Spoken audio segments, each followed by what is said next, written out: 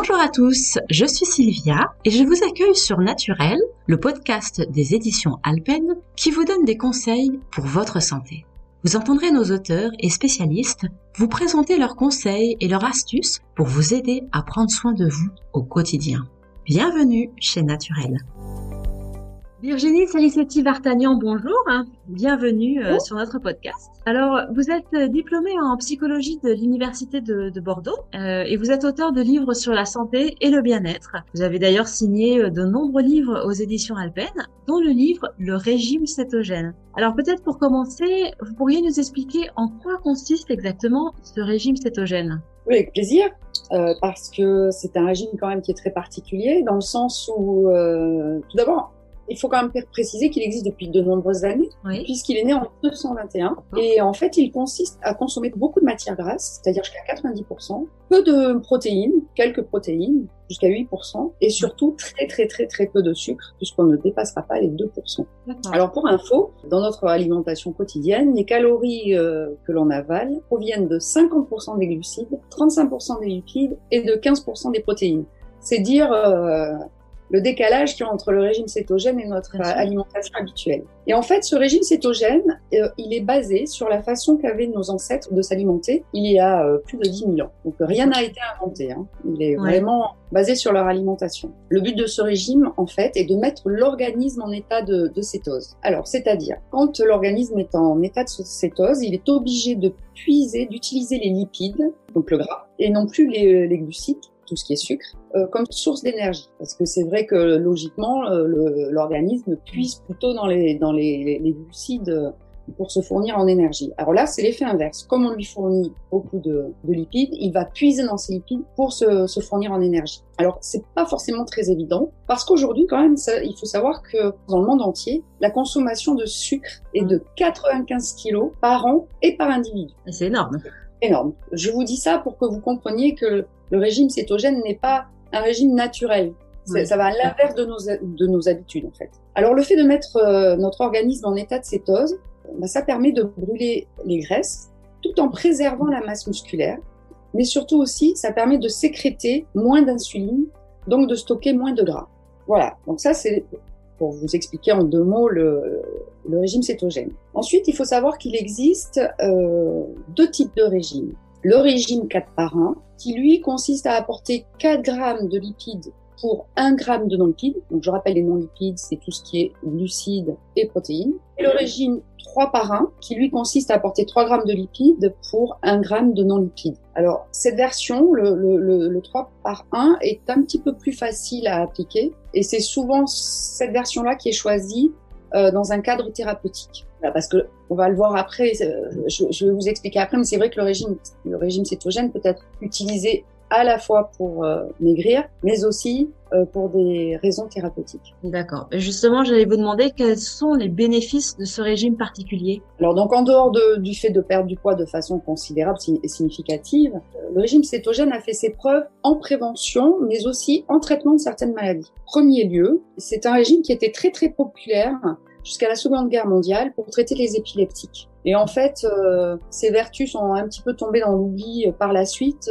surtout lorsque des traitements médicamenteux ont vu le jour. Mais depuis environ 1990 à peu près, il est revenu un petit peu au devant de la scène parce que on s'est aperçu que les traitements n'étaient pas toujours efficaces sur les épileptiques. Donc, la science depuis 1990, donc s'en sert régulièrement pour traiter les personnes qui ne sont pas réceptives au traitement médicamenteux. Voilà, donc ça c'est quand même c'est important de le préciser parce que aujourd'hui son efficacité au niveau de l'épilepsie est reconnue dans plus de 40 pays et notamment en France. Voilà, donc ça c'est vraiment le point fort du régime cétogène. Ensuite, il a aussi des effets sur la prévention et le traitement du diabète du type 2. En fait, comme il y a un faible apport en glucides, ceci impose au capteur d'insuline à être moins sollicité et ainsi de réguler le taux de sucre dans le sang. Bon, c'est pour vous résumer, je ne vais pas rentrer dans tous les détails, c'est un peu dans le livre, mais voilà pourquoi il est aussi étudié et de plus en plus pour les traitements ou la prévention du diabète de type 2. Alors, concrètement, quels sont les aliments qu'il va falloir privilégier et du coup, à l'inverse, les aliments qui seront interdits? Alors, il y en a plusieurs, mais je voulais aussi vous dire, parce qu'il y a d'autres... avant de vous parler des aliments, je voulais revenir sur les bénéfices, parce qu'il y a encore pas mal de bénéfices qu'il faut préciser, notamment on se sert du régime cétogène pour lutter contre l'obésité. Ça c'est important aussi de le dire, parce qu'en fait, en faisant ce régime, le corps se transforme vraiment en machine de guerre pour brûler les graisses.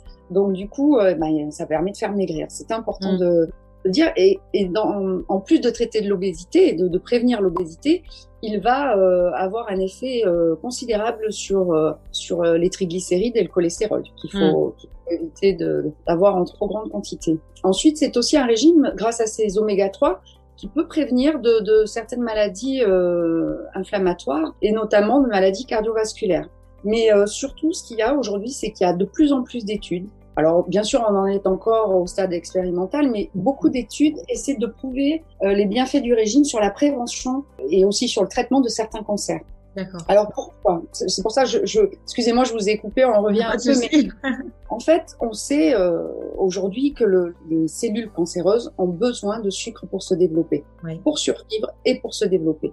Donc, avec un régime cétogène qui n'apporte que 2% de glucides, on se rend compte que ça peut freiner l'évolution de certains cancers. Voilà, c'est important de le préciser.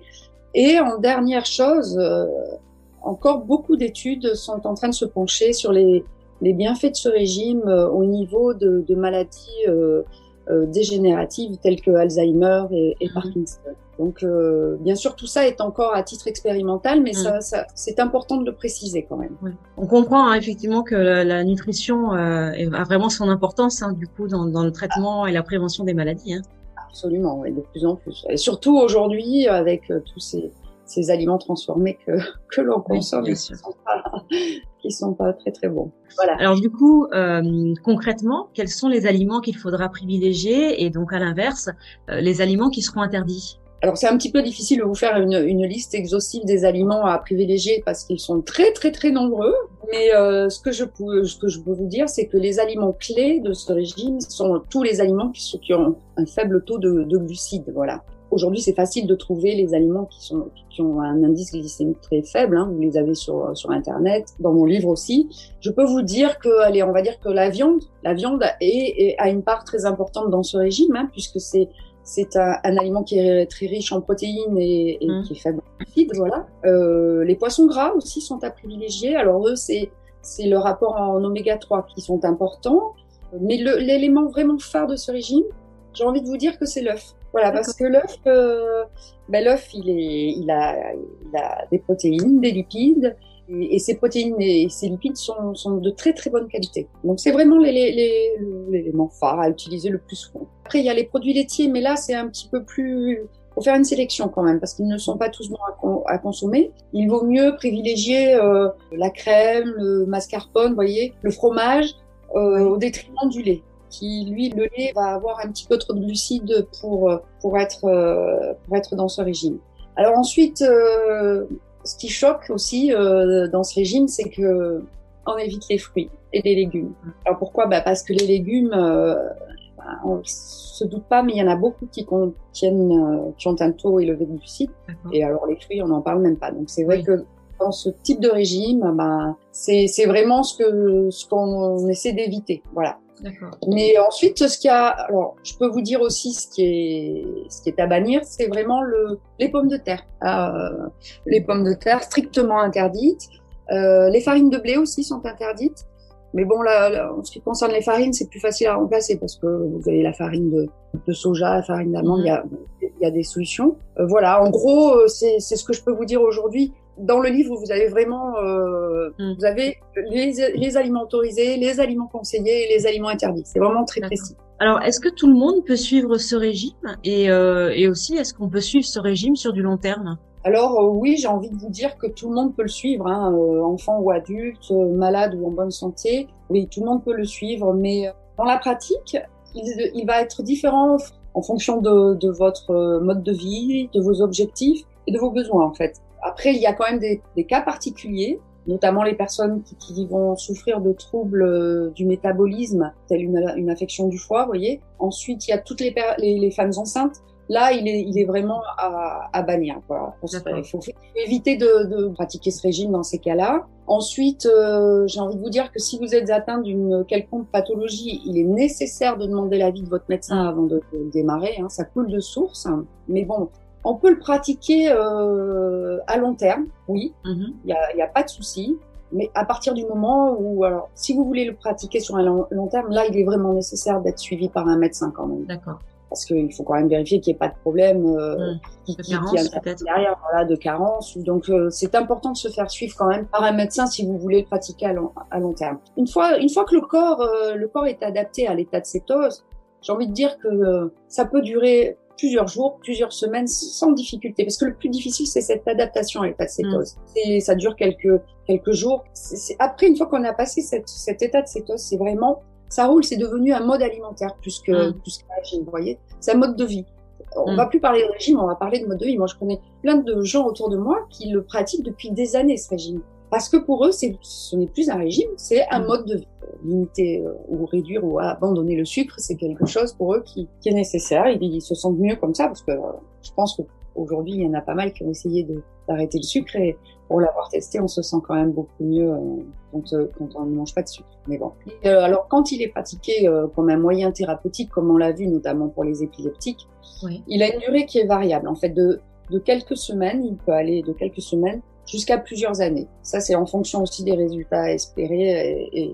Mais là, ce sont les médecins qui dirigent vraiment la durée de ce régime. Bien, merci beaucoup pour toutes ces explications. On a mieux compris l'intérêt de ce régime ou de ce mode d'alimentation qui est bénéfique à la fois dans le cadre d'une perte de poids, je dirais classique, mais aussi dans la prévention de certaines maladies. Ça, c'est important. C'est important effectivement de l'avoir précisé. Oui, je pense qu'en plus dans les prochaines années, on aura plus de confirmations sur ces bienfaits justement sur la santé. Donc, si on veut plus d'informations, on trouve plein de réponses à toutes nos questions dans le livre Le régime cétogène, paru aux éditions Alpen que vous avez écrit.